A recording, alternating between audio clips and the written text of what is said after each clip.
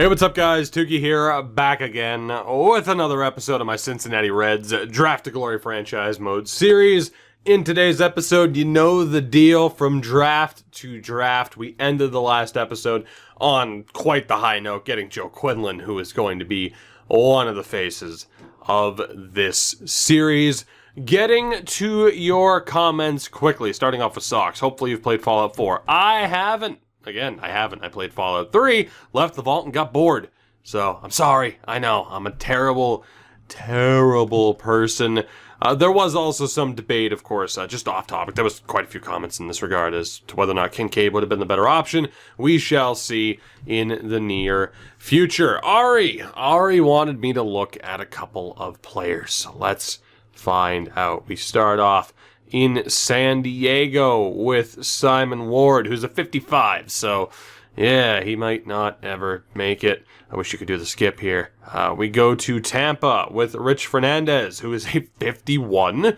So there's that. Toronto, you wanted me to look at Galindo, who's pretty damn good. Galindo's pretty damn good. He's going to be a really good closer for them. Kansas City, you have Womack, who at a 64 is not bad. He'd be better if he was 20. But he should potentially develop. The Angels, we have Ronald Valdez, who's a 61. So there goes that. Oakland has Ariano, who is a 43. And Fugate in Seattle, who is a 57. So not all that bad. Ben Martin, did you really think I was going to forget to sign the draft picks? Come on now. Give me a little bit more credit. Ryan Jones, I think you're at the stage where you need to start drafting based off of what type of hitter your lineup needs. You're probably not wrong in that regard. You're probably not wrong. We might have to be a little bit more selective. It's going to be easier to be a bit more selective when we don't have the number one pick year in and year out, where we absolutely have to take the best player available, or it's viewed as a little bit of a fail, though, perhaps. Noah Naylor, clearly his name starts with M, but proceeds to call Taylor. God forbid I misspeak, Scott, I'm just a human. Ronnie Donnie, indeed, players can bump up in potential. That is why I have been signing D potential players and hoping for the best. Where was the Tugey's episodic geography lesson? Or episodely, let's call it episodely. That's not a guaranteed thing, man. It's not a guaranteed thing. Pronger, am I allowed to not take players in the Rule 5 if no one looks good? I am. I'll still probably take one just to stack up the minor leagues, though. And Garber, injury sliders down. Probably not. I think I'm just going to continue to suffer through. All right, so from the looks of it, I managed to lose a tiny bit of footage, but I caught it early enough. I started simming through games. Of course, we are going to go through the All-Star break before we take a look. Or, we're going to go through the All-Star break before we take a look. We're going to go to the All-Star break. We're going to take a look before simming to the end of the season, as we normally do. So let's get on with it. We'll see who our one representative is. Of course, we're guaranteed one, and we'll see how it goes. The big thing I was talking about is just how hands-on I'm going to be with the lineup. It's kind of all that you missed, especially, too, when the topic of discussion was there about, being more hands-on with the lineup, making sure that, better defensive players are set up. The big example that was used was Chavis at third instead of DH, but obviously we're not using DH that much, so Chavis at shortstop over Nolan Jones. As we continue onward, I'm going to make sure that we're a bit more hands-on with that, just for the fact that, it's like right now we're a 500 team at best. We're actually having a pretty good year right now. Maybe we won't sim to the end of the season. I don't know. I'm going to be more hands-on, though, as we continue on, as we continue to, improve and not be the worst team in the league every year. As we take a look, Jesus Christ, Sean Reed-Foley. Oh, my God. Do we have a pitching representative? We do. It's Will Vincent, yet again, because, of course, it is 23 saves on the year, a phenomenal stat line for him. He's the only pitching representative in terms of, oh my God, Graham Edwards, in terms of position players, Graham Edwards has made the All-Star game. 7 home runs, 40 RBIs, a 241 average. Graham Edwards. Congratulations, young man. And Shohei Ohtani is a right fielder rather than a pitcher. That is what it is. So there you go. Graham Edwards. I can't believe that. What a season for him to have made the All-Star game. That's crazy. Actually, you know what? Let's take a look. So I'm still fine with this. Jelly is furious. Unfortunately, the only guy I'd consider dropping him for is Sam Wallace. So, you know, buddy, them's the breaks. Them's the breaks. We need someone to be the long reliever. Lineup-wise, I still think for the most part we're looking okay. I haven't fully fixed these, but I still think we're good. I mean, again, you could change Chavis and Jones. And, of course, trying to get Ray Rosario into the lineup a little bit more frequently could be helpful, but being an NL team, it is what it is. I think we're good to continue onward. As long as it's looking like we might have a chance to somehow, some way be somewhat competitive, I'm going to stay live with this. And, of course, we'll end up doing our full season recap. And as I say that, we start losing games hand over fist. So I think, you know what? I'll see you guys at the end of the season. We'll take a look at all the awards, the season recap, and everything before getting into the offseason. Obviously, we are on pace for our best record ever, but still, it's not quite going to be there to the point where it's not worth just skipping through the rest of this season. The season has come to an end. The Texas Rangers beat the Philadelphia Phillies in 5 games to win the World Series. You may notice as well on that right-hand side, no Pittsburgh. Their reign of terror has apparently finally come to an end. So we have that going for us. In terms of awards, well, actually, first, let's get to league leaders, as Brian Lopez led the majors in terms of stolen bases. Award-wise, postseason MVP, Christian Yelich and David Fletcher. World Series MVP was William Contreras. MVP in general, Yohan Moncada and Manny Machado. Jack Flaherty and Garrett Cole won the Cy Young. Nick Williams and Mike Trout, the batting titles. Reliever of the year, Josh Hader and Archie Bradley. Rookie of the year, Matt Manning and Jahmai Jones. Hank Aaron to Mike Trout and Nick Williams. So there is that. 68-94 was our record on the season. We're up to 28th in rank now. Look at that. Progress, damn it. Progress. That's what it's all about. 68 wins up from the 65 that we had last year. So not as big of a step forward as one may have hoped for, but still a step forward nonetheless. So I'm good with that. Let's take a look at everything, shall we? So we start off with Logan Allen, who is an 84 overall right now. Had a pretty damn strong season, though. 7-11 is not great, but a 336 and a 129 whip. Good stuff from Logan Allen this season. Alex Fido is an 86. Not happy about his pay. A decent season. Still can't get that ERA under a 3, though, and hasn't since 2019. Sam Wallace, an 82 overall at this point. Struggled, especially compared to last year. So that's pretty disappointing. Mason Denneberg, the former Rule 5 pickup, an 83 overall. Had a decent season. Actually, a pretty good season. Not bad. Improved upon last year. It's really all you can ask for. And Gustavo Gonzalez, an 83. Not bad. And he's improving. Slowly but surely. I mean, granted, he had a decent season in 2019, but yeah. At least he's under a 5 this year. And then Sean Jelly. It's going to be quite pissed. He's an 80 overall. He still got 83 innings worth of work this season, but wasn't that great in that time span. From there, you have someone like Roger Samuel at a 75. Not going to have to worry about that in any regard. Herrera, 71. Steve Carrasco up to a 66, which is great. Who else do we have here? Cedric Graham was one of ours. I believe we have someone else down here, but that's pretty much the gist of it. Relief-wise, Durbin Feltman, a 77. A couple of minuses in the grades. Not a great season for him, unfortunately. Beck is not ours. Nakajima is not. Silva is, but not that big of a deal. You have also guys like Tavares, John Johnson, and Jack Burden pretty far down the list.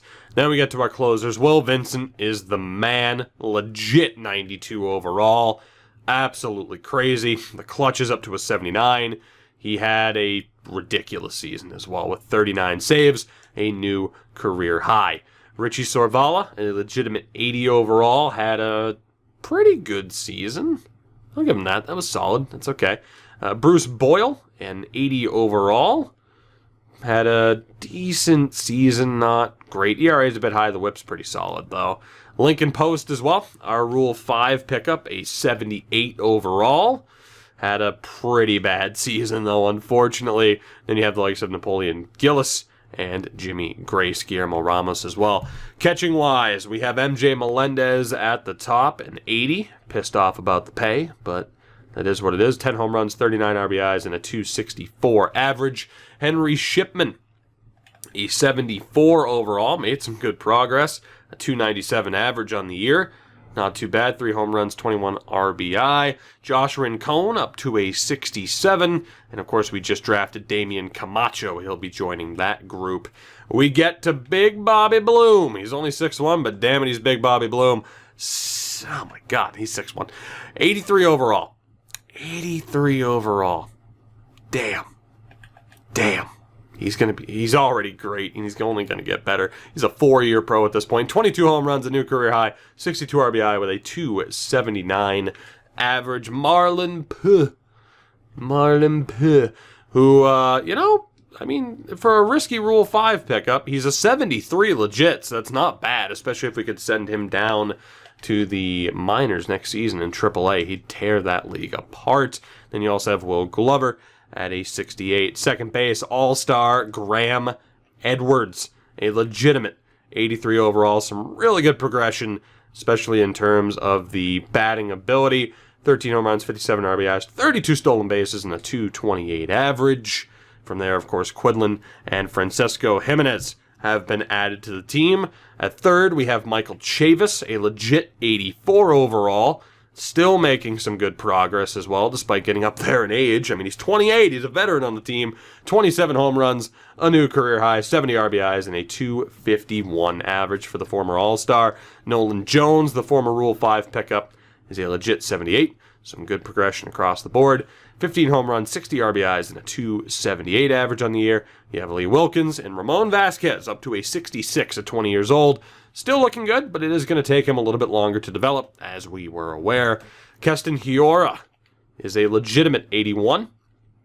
Apparently was a bench player. I don't believe he was, although apparently he was. He didn't play a lot, and he wasn't that great when he played, so interesting. We are getting to that point where it might be worth letting some players go, and he could be the one to let walk and to try and get compensation for, although that contact against lefties, so valuable.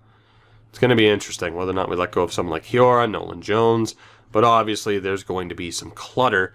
In the outfield, Brian Lopez, a legitimate 87 overall. Craziness, 23 home runs, 81 RBIs, 37 stolen bases, of course led the majors with a 236 average. Josh Stowers, a legit 82. Some good progression, 284 average on the year, 49 RBI. Ray Rosario, a legit 77. 286 average on the season. You have the likes of Calzado, Javia as well. Glenn Huff up to a 72. Brian Kay a 71. Stephen Booth probably won't ever make it at this point. Steven Ryder is an 82. Some good progression, especially in terms of contact. 259 average, 18 home runs, 88 RBIs on the season. You have Montag, Archie May making progression. Williams, Leary. And that's that. That is the full look at the team. Don't believe I forgot anybody. We are good to move on. Brian Snitker has retired after just one season with the team. In terms of retirements, we did not lose anybody that we care about outside of Cedric Graham. So Cedric Graham calls it a career. He was the only one on the list that we actually drafted. No Hall of Fame inductees, and we're good to go. I will admit to feeling like I've forgotten something. If I have, I am sorry. I don't know what it is exactly. We looked at the stats, the awards. I think we're good. It's just, I don't know, it's kind of maybe like a weird jump cut in terms of how I got here. I feel like last season it was like the start of the playoffs, and I'm like, yeah, let's sim what happened, see what happens in sim. And this time I'm just like, screw it, I'll see you at the end of the playoffs. So, not entirely sure. But let me know if I missed anything. Sandy Alomar Jr., how would you like to be our hitting coach, sir? We need you. As we also have some big offers to go through. Will Vincent is a necessity. Certainly not going to let him go anytime soon. He is on that big boy contract already. The more years, the more interested he is. I mean, that's, I'll come back to that one. Alex Fido's an interesting one. Actually, there are a couple of interesting ones here because Alex Fido currently demands to be our ace. He's an 86, but he's hardly played like an ace. He might not be the worst player in the world to let go for compensation, especially with some of the other starters that we have. If you look here, I mean, between Allen, Wallace, Denneberg, Gonzalez, and Gilly, if he's not pissed off, we still have a decent 5. So letting the 29-year-old go, who is an 86, and who hasn't performed under a 4.0 ERA in 5 years, might not be the worst time to cash out, get compensation for him, and move on. Whereas with Michael Chavis as well, it's an interesting one. We have a couple of options here. So Will Vincent's definitely coming back. Fido, not entirely sure. I feel like calling him Fido, to be honest. Fido, perhaps. Chavis is another interesting one, though, where he's been really good. But if you look at this team, Bobby Bloom at first. We have Hiora, we have Jones, Edwards. I mean, Quinlan's going to be good to go. I'm going to probably play him in AAA for 1 season. Do we necessarily need Michael Chavis? He's solid, for sure. Provides a little bit of power to the lineup as well, but he is 29. And I can't help but think, will he drop off? Will he begin to drop off before the rest of the core is ready to make that big push? Because we're only a few pieces away. Might not be the worst idea in the world to let Chavis go and to try and get some compensation for him. Honestly, I don't hate that idea. I said we were close to that point. I think we're at that point. What's Gustavo looking for? He already wants a big money deal as well. I don't know if you're worth $13 million per, man. You're 28 years old. You can't perform under a 4.0. I'm not feeling it. Between Fido and Gonzalez, I think I'm gonna, or Fido, I should say, between the two pitchers, the starting pitchers at least, I think I'm gonna let both of them walk and just try to get compensation. How old they are, they haven't been performing. We can't hold on to someone for a big money move just because of, their overall. Steven Ryder's an interesting one as well. Already 27 years old, which is nuts. But if you look at the outfield, Lopez, Stowers, Rosario on the bench. Ryder still has a spot here. Because we don't want Glenn Huff at the major league level. So Steven Ryder can stay. Unless I wanted to move somebody to the outfield to replace him. I mean, Bobby Bloom doesn't exactly have the arm to do it. Chavis might not be the worst, corner outfielder. Has a decent arm. Keston Hiora as well has a decent arm. That might be the way to save him. You know what? I think we are going to look to keep Steven Ryder. $10 million per. Oh, buddy. Steven, you were my first pick, dude, but I can't do that. That's too much. That is too much, sir. Potentially, I don't know, he's $10 million? It's nuts. Ray Rosario, what are you looking for? Platoon roll 5.3.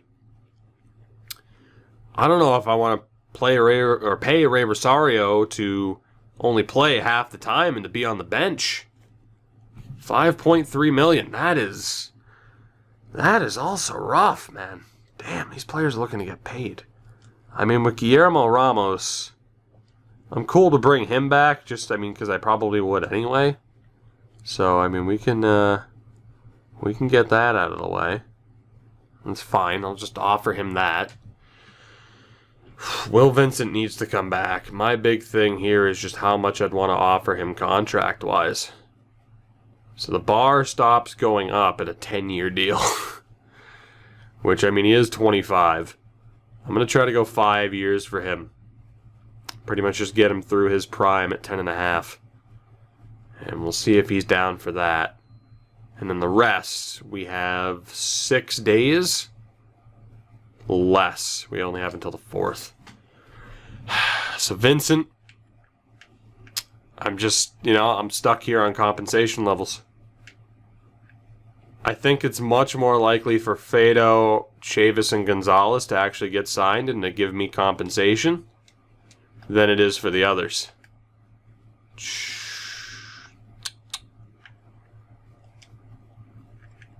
This sucks. This really sucks because we're definitely going to lose members of this team. Alex Fado. We are going to try and get a qualifying offer for him, I think. It's just, what's Chavis looking for, too? 12. So Chavis is looking for 12. Ryder's looking for 10. The thing that I'm worried about, right, is with these early contracts is what is a Bobby Bloom going to be looking for? Like, he's already getting paid 7, right? When that contract is up, he is going to want to get paid. Big time. Graham Edwards, someone else who is going to be getting paid. Joe Quinlan's going to command a lot of money. I don't want to get tied up in early big-time contracts. We can't do it. So in terms of paying Steven Ryder 10 mil, he's been really good for us, but I don't think we can do it. I don't think we can do it at all. I think that's too much. Now, I might be wrong on that front, and I know budget-wise we're still looking okay, but I am very concerned about these big contracts. Very concerned. I want to see what happens. I'm going to sim a day to see if Vincent signs. Alamar's been signed as our hitting coach. Will, we really need you to sign, buddy. Will, please. Will, you're killing me here, buddy. Please, fucking sign. And the rest, I'm just going to wait it out. We have until November 4th. Will Vincent's not signing for whatever reason. You're killing me here, buddy. Killing me. Let's go up to 11 million a year. Hopefully he signs. But from there, again, Ray Rosario asking for 5.3. I can't do that.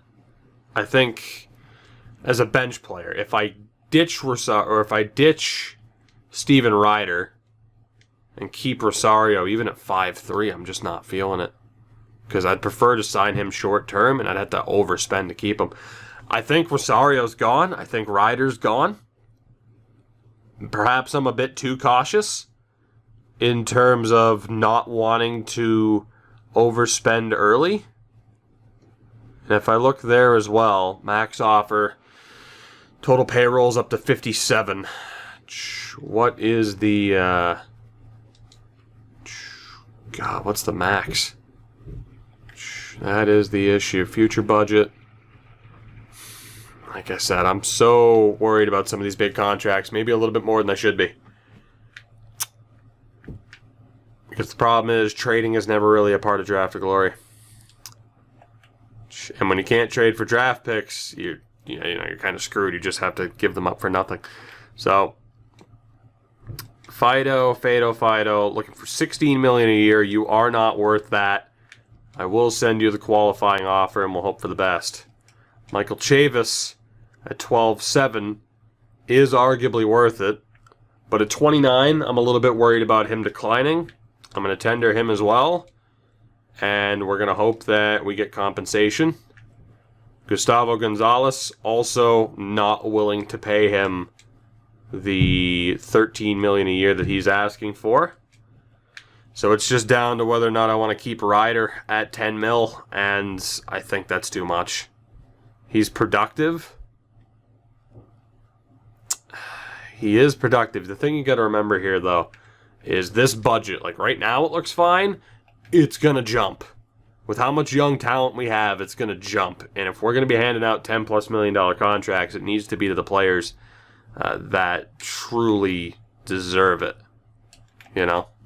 So, and plus I'm worried that Bobby Bloom could be the type of player who asks for $20+ million, and we might have a couple of those contracts, and that's also really concerning.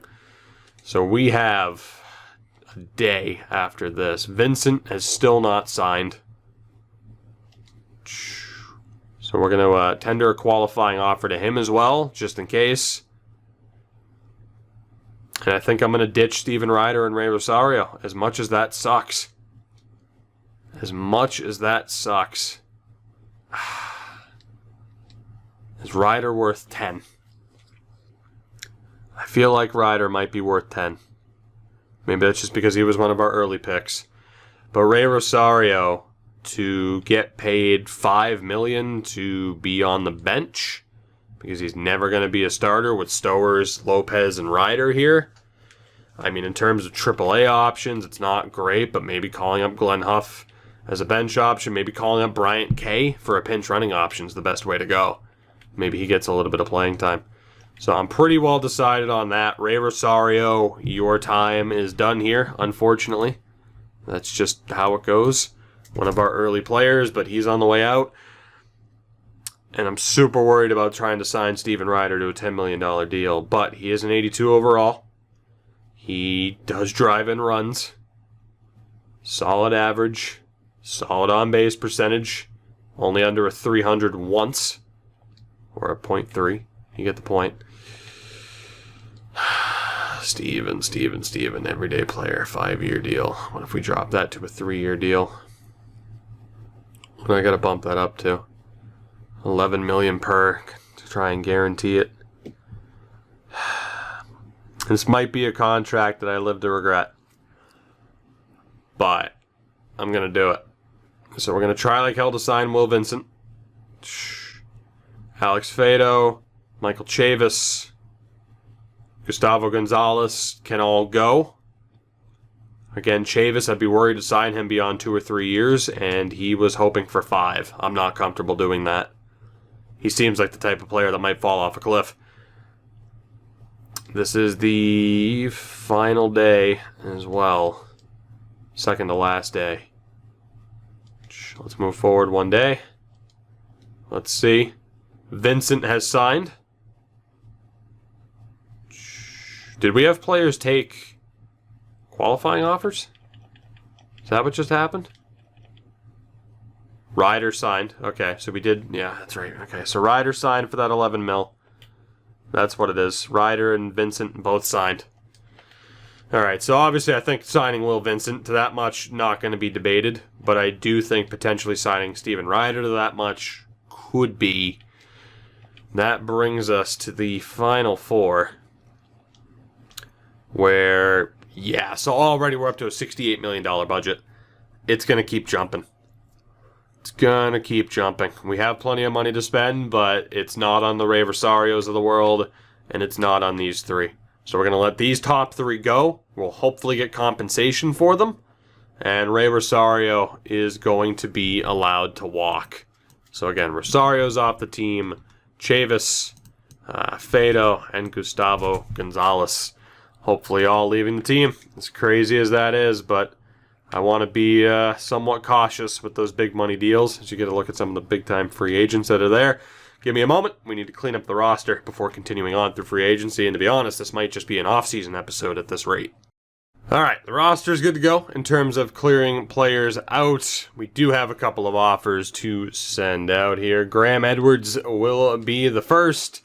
And case in point, in terms of him looking for a decent deal in 4 years after, he's going to be looking for a blockbuster deal. So let's take advantage of the next 3 years that we have here.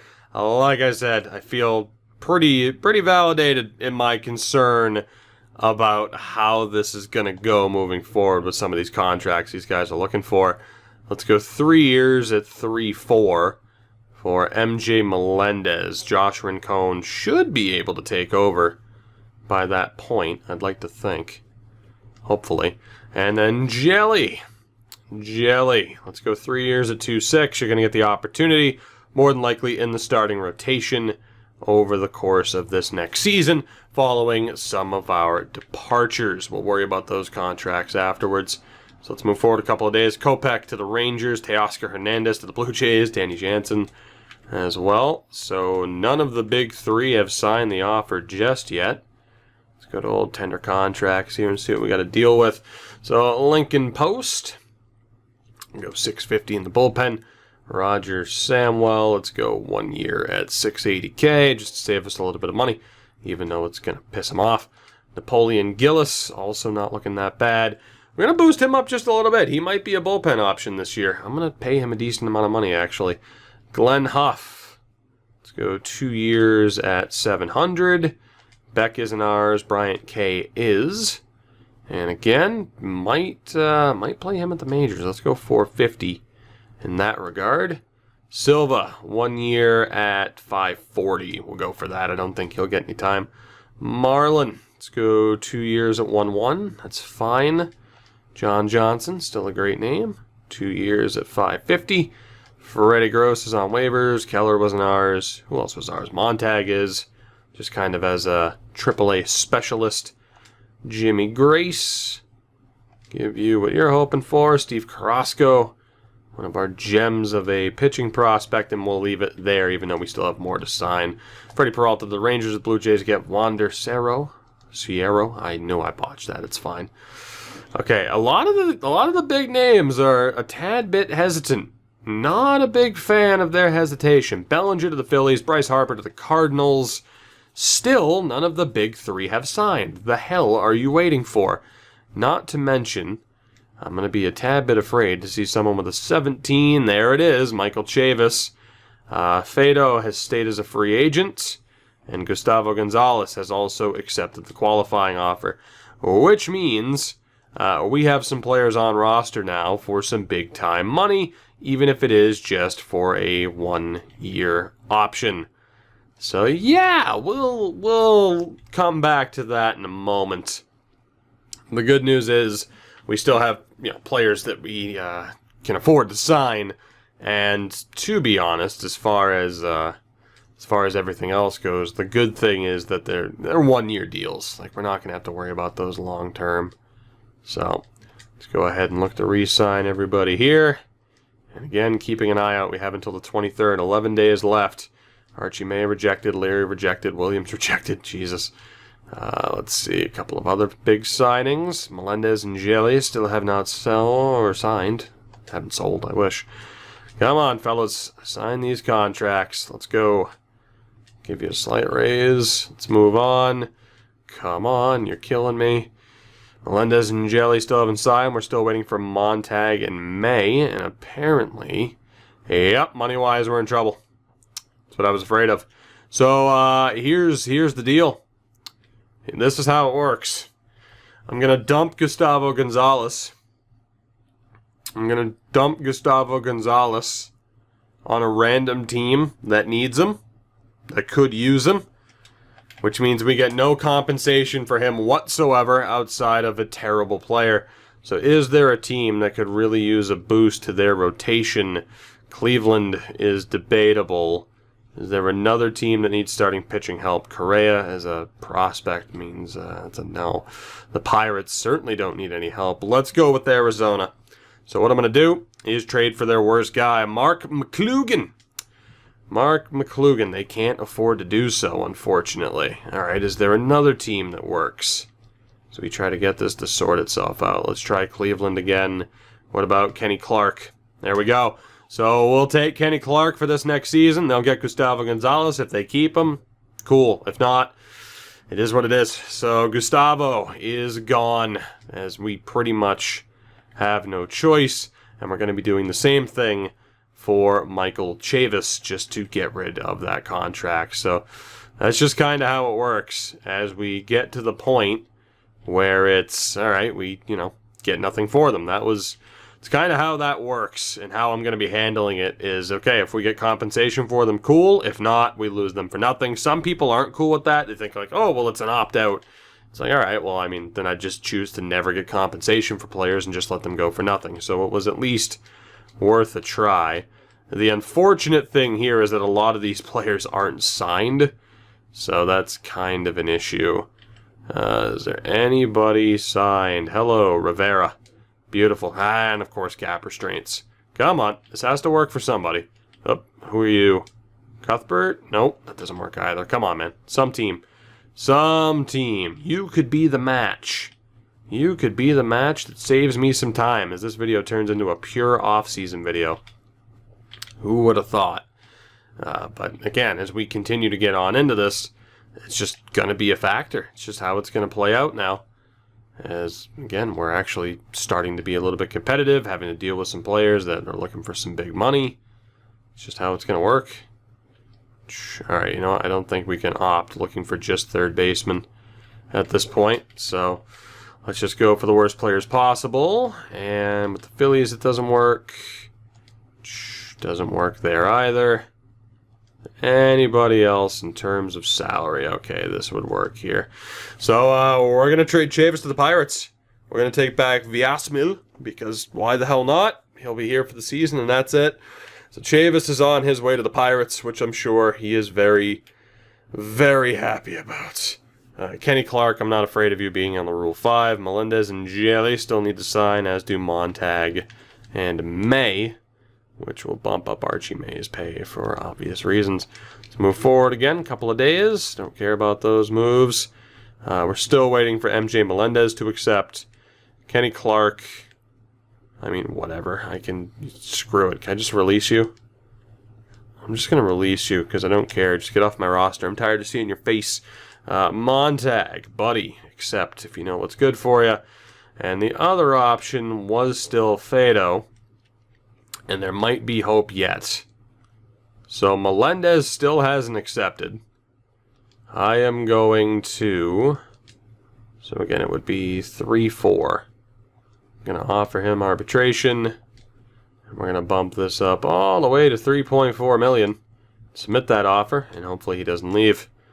So with that, we're pretty much good to go. I mean, outside of Montag being an idiot, if he leaves, it is what it is. He's not all that important, and we could end up re-signing him as a free agent anyway. So let's go ahead and move forward. Yeah, that's fine. Montag, sorry buddy, you're on the way out. Devers to the Indians, Bauer signs. Just want to skip all this really. I'm more concerned about getting to where we're going. Let's stop the sim for the moment. Move on again. Don't care about your trades. To the winter meetings we go, which now became much more important. And onward to the Rule 5. Again, same rule as always. One pitcher, one position player, and this could be extremely important as we actually don't have the #1 pick. The Angels do, and they take Joe Coleman. Well, let's see who we have available to us. Starting off here, I was going to say including Vladimir Mesa, and then I noticed he was kind of a low overall. So for starters, right now we're shaping up to have Allen, Wallace, Denneberg, Jelly, and potentially Samwell, so it might not be the worst idea to take a starter, in which case we have someone like Blaine Enlow, Coleman Valdez, 26 Bs and a 79. 25 B and a 79, Thomas Manzanillo, also looking pretty good. Is there anybody else here? Elroy Stevens isn't that bad, but I think we have our preferred option. 23B and a 75 isn't terrible, but 25B and a 79. Thomas Manzanillo for a starter. The hits and Ks per 9 are pretty rough, but we just need someone who can pitch a few innings this season. Reliever-wise, nobody great. Josh Allaire, would it be? Lure? Honestly, not that bad. But the bullpen as it is looking quite good. So, I don't know. I don't think Josh Allaire is a can't-miss option. Again, bullpen-wise, we can still go with Vincent, Sorvala, Boyle, Post, Garner, Gillis, Durbin, Feltman still there. So, we have options. I think we're more in need of a decent starter for now, so that the rotation is still somewhat strong. So, in terms of anything there, I think we're fine. I think we're going to go for a starter. It's just a question of whether or not there's anybody better. Noah Naylor, got it right that time. 25B and a 78. Not bad at all. Gillespie's a bit too low of an overall for that to matter, but Naylor is a pretty damn good option. Who else do we have? 25A and a 67. We're going to ignore these guys. If Marlin might develop. Vladimir Mesa. Vladimir Mesa is intriguing. 23A and a 66. Who else do we have? If anybody, 23B and a 72. Mario Trujillo. Chad Third. Pedroza. Pedroza's not looking that great. Hudson Potts isn't that bad. It would just kind of be replacing Chavis, really, in some way. Josh Cruz as well, shortstop. Couple of decent options. And then in left, someone like Armenteros is still available. Elvis Amiro, which is a great name. Marcus Wilson at center. And then in right, Jordan Alvarez. So, a couple of decent options, but I think at the very least I want to make sure that we get the #1 choice of who I want, which is Tomas Manzanillo. The attributes are a little bit shaky, but I'm willing to give him an opportunity to help round out the rotation. So Manzanillo, welcome to the team. Lara ended up being picked. Miro and Cruz were picked, and that's that. So Manzanillo, welcome to the team. And as far as the position player is concerned, Noah Naylor, again, honestly not that bad. But we have Melendez, and we're hoping that Rincon develops. I mean, Rincon has 9 overall points to go in 3 years to match what Naylor is now. I mean, and that's the thing. We really don't have the option to kind of ditch Melendez. Instead, we play Naylor at the major league level, and Melendez, granted, is defensive first. To be honest, it's not as if Naylor's that bad in terms of fielding. I mean, hell, his fielding rating is technically 1 overall point better. But I don't know if we can go that route. The one problem with Mesa is he'd have to be on the bench for a season, which would suck. That didn't completely devastate Marlon, but I also feel like he was a bit further along and a tiny bit more well-rounded in terms of the hitting game. So right now the infield is going to be Bloom, Edwards, probably Jones, and Keston Hiura. So we really don't need a starter. We could take someone who's kind of similar, but in terms of depth, I mean, we have Vasquez, we have Quinlan coming up. So I don't really think, I mean, we can't really add anybody. Between Edwards, Quinlan, and Vasquez, that's second, third, and short with Bobby Bloom. So it really doesn't make sense to add an infield prospect that we're just going to lose eventually anyway. We do need some outfield depth, though, for this season, with Glenn Huff not quite being where he needs to be. So I think that might be the way we go, and we could just have them ride the bench for the season. So we do have, I mean, best option here is Armenteros. And I think that might be who we go for. Although, you could argue maybe someone with a bit more speed, like Eduardo Carrillo, would not be the worst option in the world, especially as a pinch running and a defensive specialist. So I think that's what it comes down to, is just someone who can be a solid pinch runner.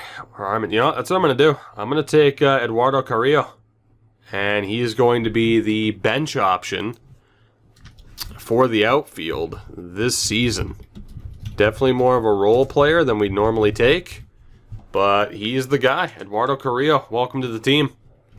Just because of how stacked we are in terms of the infield depth, I think we're good. I mean, again, it sucks that we've had to see someone like Chavis leave the team. I mean, Steven Ryder, I barely kept with that slightly rough contract. Ended up not being that bad. So I was hoping to see Fado sign with somebody. Hasn't happened yet. Might not happen at all as we sim to spring training. And yeah, is Fado back? He's not. Is he still on the free agent list? He is. So he just chose to stick it out on the free agent list. It is what it is. It is what it is. So between him, the Ray Rosarios of the world, who's actually still a free agent as well. Fun fact, I mean, how much is he still looking for? Yeah, you're not getting 5.3. There's no way. Glad we avoided those contracts. Glad we avoided those contracts because it's going to be rough in the very near future. Let me get the team set up for the next season, although the sim will not begin until the next episode. Alright, we are good to go. The 2025 season will begin in the next episode. Before the moment, I am going to give you a look at the team and the way everything is set up. Before I do that, however, I am going to set up the scouting because we do have to sim forward a couple of days until I get the option to auto-fix the minor league rosters. So we're going to move just a little bit forward here in the meantime, and that way you guys will be able to get a look at the full organization. Unfortunately, this is taking much, much longer than I would have expected, but that's okay. When the hell am I going to get the prompts for fixing the minor league teams? When does that happen? I've already forgotten. I suppose I just could have cut this part out of the video, but too late. We're here now. There we go. Autofix lineup for AA. Didn't say anything about triple, though. Hey, there we go. Okay, cool. So, what we are going to do. Here is the Major League lineup. Graham Edwards, Josh Stowers, Bobby Bloom, Brian Lopez, Steven Ryder still in right, Nolan Jones, Keston Hiura, MJ Melendez, and Francesco Jimenez, with Carrillo, Wilkins, and Glover on the bench. Of course, non-DH, we're in the NL. This is what the lineup will normally look like. So feeling pretty damn good about it. In the end, pretty happy that I kept Steven Ryder, but when you look at it, the options of who we could have kept, was it the right idea to let Ray Rosario go? Probably, to save a bit of money. The big decision was Michael Chavis, which no doubt he is better than Nolan Jones, but for the money we were going to have to pay him long term, it was just going to end up being a bad deal by the end of it. I feel like we dodged a bullet. It's just a shame that we didn't get any fair compensation for it. Down in AAA, the roster is nearly good to go by default. The one change is to take out Avila for Archie May. That's the only change that we need to make. Avila is not as important as May. And then down in double, Chad Bennett is actually not ours. We just signed him as a random free agent. The only guy to worry about is Leary, which, to be honest, is fine.